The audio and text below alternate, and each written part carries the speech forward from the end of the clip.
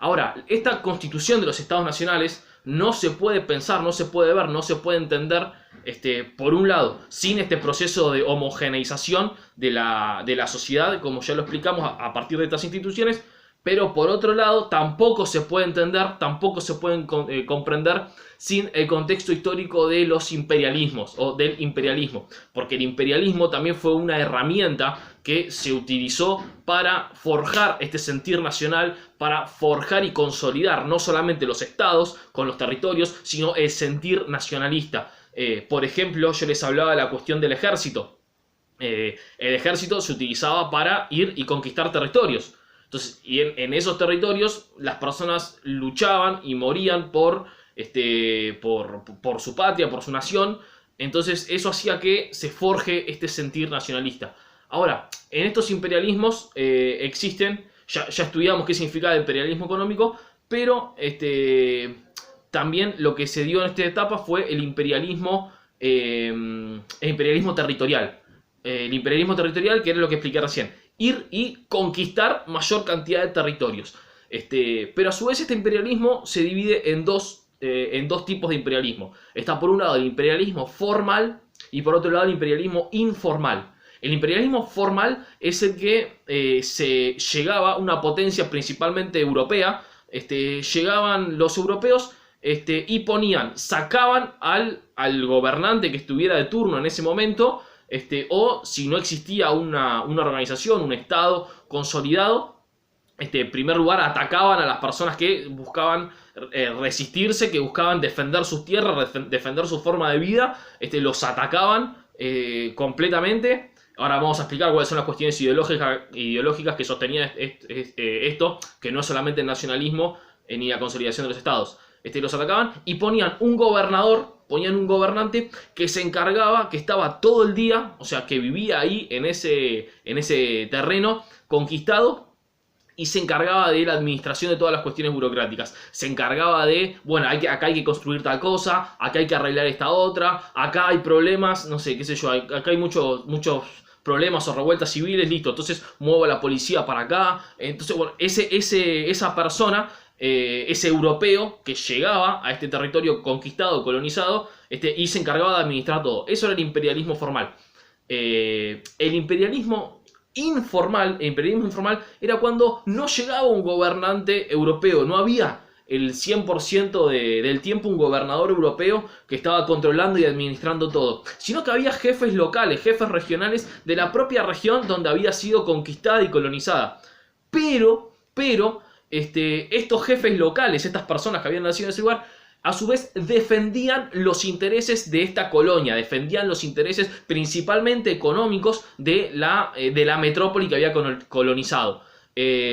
¿Cómo se entiende esto de forma más fácil?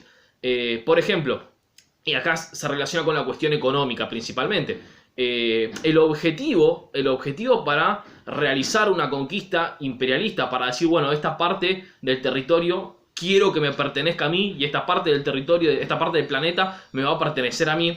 Había por un lado una cuestión, un sentir nacionalista y un sentir político, en donde se planteaba en ese momento que tener tu bandera clavada en distintos lugares del mundo, poder tener tu bandera clavada, no sé, vamos a hacer el ejemplo más claro, que fue el imperio más grande de la historia de la humanidad, como lo fue el Imperio Británico de fines del 19 y principios del 20. Poder tener tu bandera clavada en Nueva Zelanda, en Australia, en la India, en Egipto, en Sudáfrica, en Jamaica, poder tener que la bandera británica esté ondeando en todos lados del mundo, eso hace que demuestre que Gran Bretaña es un país enorme, es un país gigante, que es el mejor país del mundo, por así decirlo. ¿Se entiende? Entonces, todos los países, repito, principalmente europeos, empiezan a competir entre sí para ver en dónde clavo mi bandera, en qué parte del territorio me pertenece a mí,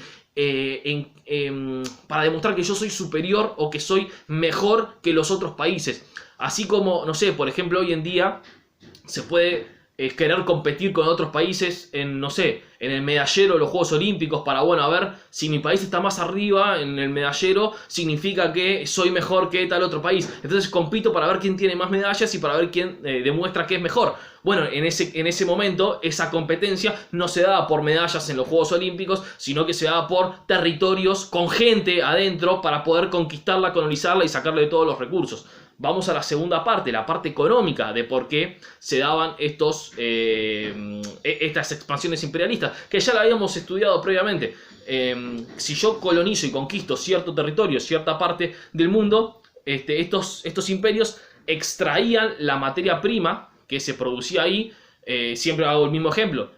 Producía, no sé, Nueva Zelanda. Para hacer el ejemplo que siempre me viene como anillo al dedo.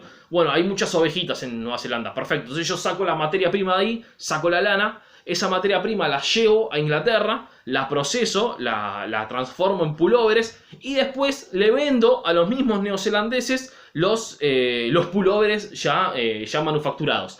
Entonces me genera ingreso económico por dos cuestiones. En primer lugar, yo me aseguro que esos neozelandeses, a los únicos a que le venden la lana es a mí. No se la venden a Francia, no se la venden a Alemania, no se la venden a Bélgica, no se la venden a los Países Bajos, no, solamente me la venden a mí.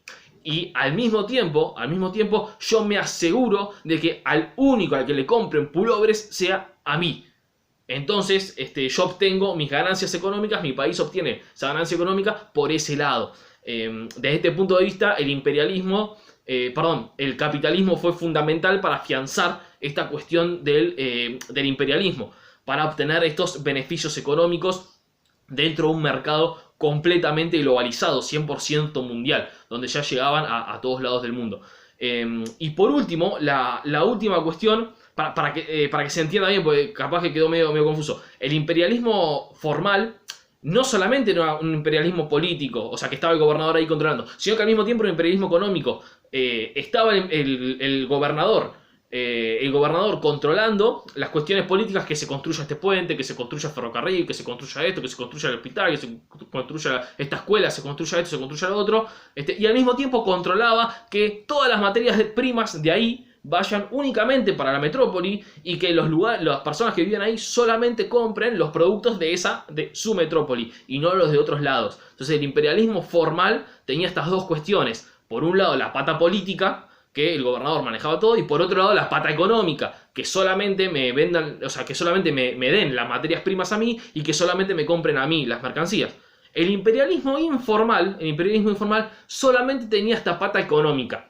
Repito, eran países libres políticamente, es decir, que no había un gobernador de Francia o no había un gobernante británico o un gobernante alemán o de donde sea, diciéndote lo que se podía hacer y lo que no se podía hacer. No, había países, los países eran 100% libres, elegían a sus gobernantes, elegían a sus representantes, pero estaban atados de manos económicamente, porque a los únicos que podían venderle las materias primas y a los únicos que podían comprarle los bienes manufacturados eran a estas potencias económicas. Esto se da dentro del marco de la División Internacional del Trabajo. Es más, algunos autores proponen o plantean que Argentina era un ejemplo de imperialismo informal. Era un ejemplo de imperialismo informal porque solamente vendía materias primas y compraba los bienes manufacturados. Y no había fábricas que producían acá en Argentina en este momento.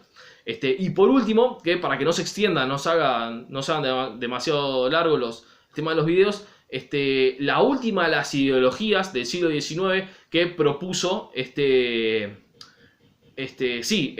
expansión imperialista fue la cuestión del darwinismo social, que, repito, para que no sea tan largo, lo voy a explicar ahora en otro audio o en otro video.